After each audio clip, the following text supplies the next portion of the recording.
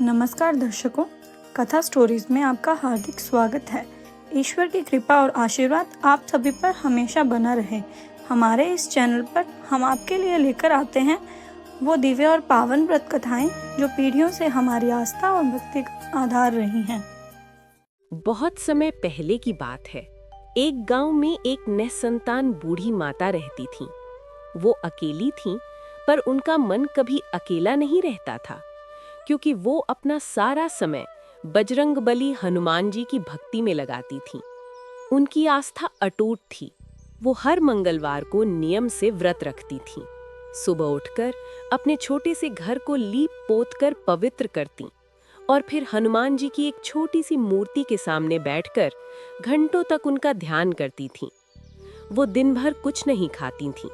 शाम को पूजा के बाद वो हनुमान जी को भोग लगाती और फिर उसी भोग को प्रसाद के रूप में ग्रहण करके अपना व्रत खोलती थीं। उनकी ये सच्ची और निस्वार्थ भक्ति से पवन पुत्र हनुमान जी उन पर अत्यंत प्रसन्न रहते थे। वो हमेशा अपनी इस भक्त की रक्षा और देखभाल करते थे। एक दिन हनुमान जी ने अपनी इस परम भक्त की परीक्षा लेने का निश्चय किया। वे एक तेजस्वी साधु का वेश धरकर उस बुढ़िया के घर के द्वार पर पहुंच गए। उन्होंने आवाज लगाई, अलख निरंजन, माई, द्वार पर एक साधु आया है, उसे कुछ भोजन कराओ। बुढ़िया ने जब द्वार खोला तो एक साधु को देखकर बहुत प्रसन्न हुई। उन्होंने साधु को आदर सहित अंदर बिठाया और हाथ जोड़कर कहा, हे महात्मा, मैं आपका सत्कार अवश्य करती, परंतु आज मेरा मंगलवार का व्रत है। मैं हनुमान जी को भोग लगाने के बाद ही अन्न ग्रहण करती हूँ।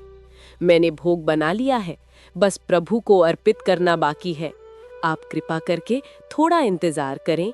साधु के रूप में हनुमान जी मुस्कुराए। उन्होंने कहा, माई, मुझे बहुत जोरों की भूख लगी है, मैं और इंतजार नहीं कर सकता।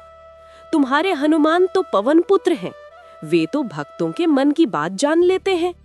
तुम एक काम करो, जो भोग तुमने उनके लिए बनाया है वही मुझे खिला दो, तुम्हारा पुण्य कम नहीं होगा। बुढ़िया एक दुविधा में पड़ गई। एक तरफ उसका व्रत का नियम था और दूसरी तरफ द्वार पर आया एक भूखा साधु। उसने सोचा कि साधु को भूखा लौटाना बहुत बड़ा पाप होगा। ये सोचकर उसने वो भोग साधु को खिला दिया। साधु भोजन करके बहुत प्रसन्न हुए और उसे आशीर्वाद दिया। लेकिन जाते जाते उन्होंने एक और लीला की। उन्होंने उस बुढ़िया के हनुमान जी की प्यारी मूर्ति को भी उठा लिया और बोले, माई, तुम्हारी ये मूर्ति बहुत मैली हो रही है, मैं इसे पास के सरोवर में स्नान कराकर अभी वापस लाता हूँ। इतना कहकर वे मूर्ति लेकर चले गए और वापस नहीं लौटे। बुढ़िया साधु का इंतजार करती रही। जब शाम से रात हो गई और साधु नहीं लौटे तो वो समझ गई कि उसके साथ छल हुआ है। अपने प्रभु की मूर्ति के चोरी हो जाने से उसका हृदय दुख से भर गया। उसने उस दिन न कुछ खाया न पिया। वो बस रोती रही और हनुमान जी को पुकारती रही। उसने प्रण कर लिया कि जब तक उसके हनुमान जी की मूर्ति वापस नहीं मिलेगी वो अन्न जल ग्रहण नहीं करेगी। वो दिन रात बस रोती रहती और कहती, हे प्रभु, मुझसे ऐसी क्या भूल हो गई कि आपने मुझे छोड़ दिया।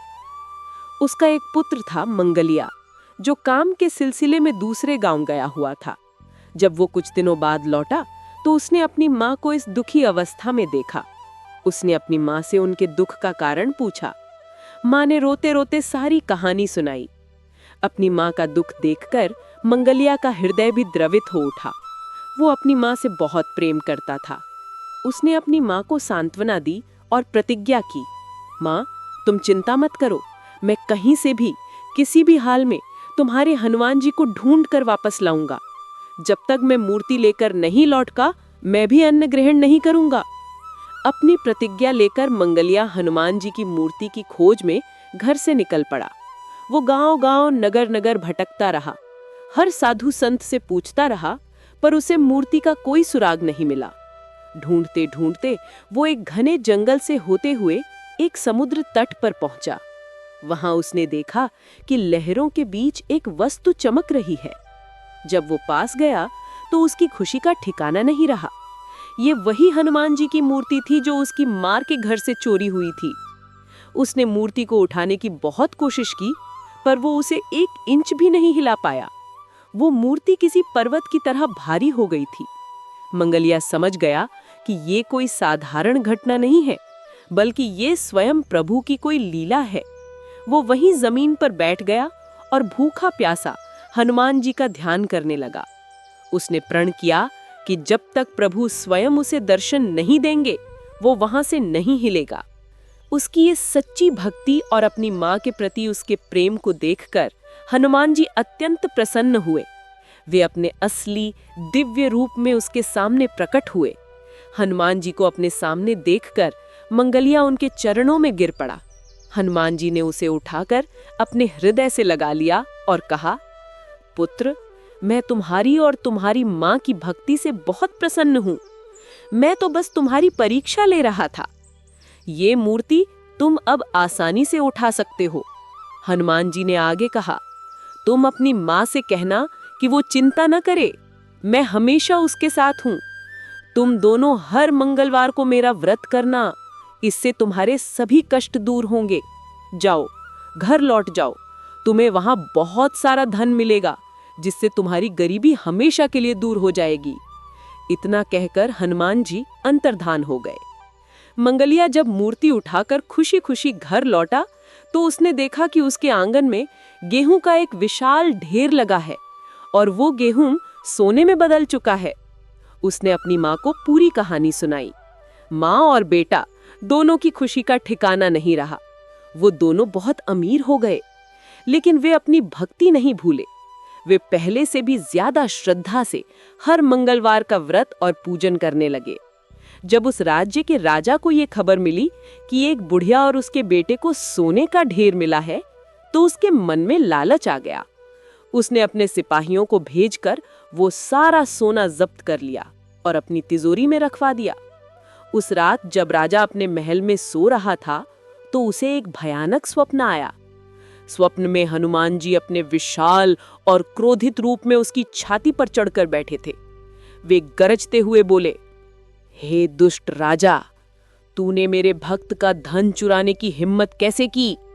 वो धन मेरी कृपा से उन्हें मिला था। अगर तूने सुबह होते ही वो सारा सोना उन्हें वापस नहीं किया और उनसे क्षमा नहीं मांगी, तो मैं तेरे इस महल और राज्य को उजाड़ दूंगा। राजा डर के मारे कांपता हुआ नींद से जाग गया। उसने सुबह होते ही बुढ़िया और उसके बेटे को दरबार में बुलवाया। उसने न सिर्फ उनका सारा सोना वापस किया, बल्कि उन्हें और भी बहुत सा धन दिया। राजा ने उनसे अपनी भूल के लिए क्षमा मांगी और स्वयं भी हनुमान जी का परम भक्त बन गया। उस दिन के बाद वो बुढ़िया और उसका पुत्र मंगलिया सुखपूर्वक अपना जीवन व्यतीत करने लगे। राजा ने पूरे राज्य में घोषणा करवा दी कि हर कोई मंगलवार को हनुमान जी का व्रत और पूजन करे। इस प्रकार जो कोई भी स्त्री पुरुष सच्चे मन और श्रद्धा से मंगलवार का व्रत करता है और इस कथा को सुनता है, पवन पुत्र हनुमान जी उसके सभी संकटों को हर लेते हैं, उसे साहस, शक्ति और समृद्धि प्रदान करते हैं और उसकी सभी मनोकामनाएं पूरी करते हैं। बोलो बजरंग बली हनुमान की जय। यह थी आज की पावन व्रत कथा। अगर आपको हमारी यह प्रस्तुति पसंद आई हो तो कृपया इस वीडियो को लाइक करें और अपने प्रियजनों के साथ शेयर करें। धन्यवाद।